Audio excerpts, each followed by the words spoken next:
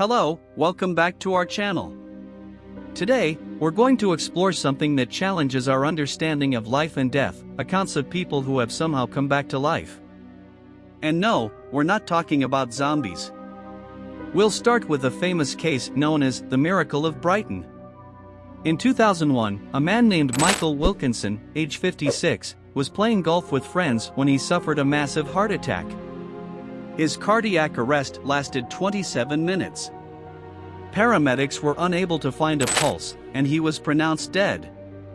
Until suddenly, Wilkinson started breathing again, surprising everyone. He recovered and lived for a few more years, ever grateful for his extra time. Next, we have the story of a woman named Anita Morjani, who in 2006, was in a coma due to the terminal stage of cancer. According to her doctors, she was about to die. However, Morjani reports a near-death experience, or NDE, where he found himself in a state of expanded consciousness, and is said to have chosen to come back to life.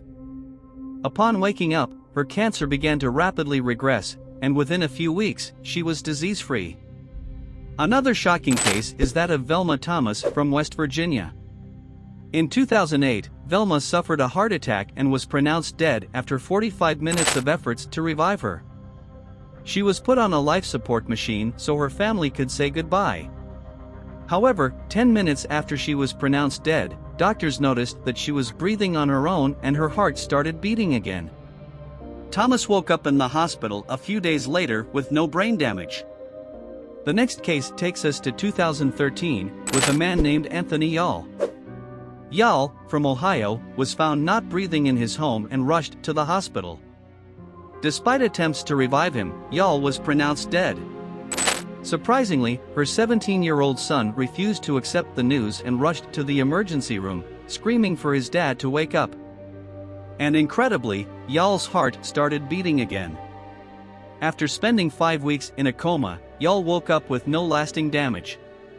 Moving on to America, in the city of Atlanta in 2015, where a young man named Greg Blevins had a terrible accident in a swimming pool that left him without oxygen for almost 15 minutes.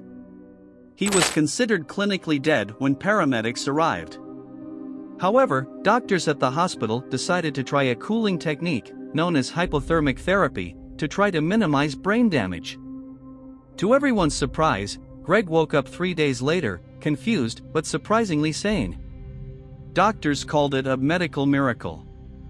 And finally, we have the story of Rosa Celeste Fernandez, an Argentine woman who, in 2018, was found dead and declared dead by 3 different doctors. However, hours later, as they prepared his body for the wake, funeral home workers noticed movements and sounds coming from inside the body bag. Fernandez was alive and, amazingly, made a full recovery in a matter of days. This shocking event led to a scrutiny of local medical practices and, indeed, a second chance at life for Fernandez. These are just a few examples of people who have defied the odds, returning from what many consider the end point of life. Each of these cases leads us to question our understandings of life, death, and what might lie beyond. That's all for today. If you enjoyed this video, don't forget to like and subscribe for more content like this. If you have a story you'd like to share, or if you'd like us to delve deeper into these or similar cases, please let us know in the comments. Remember, the unknown is always lurking, waiting to be discovered. Until next time, if you dare come back.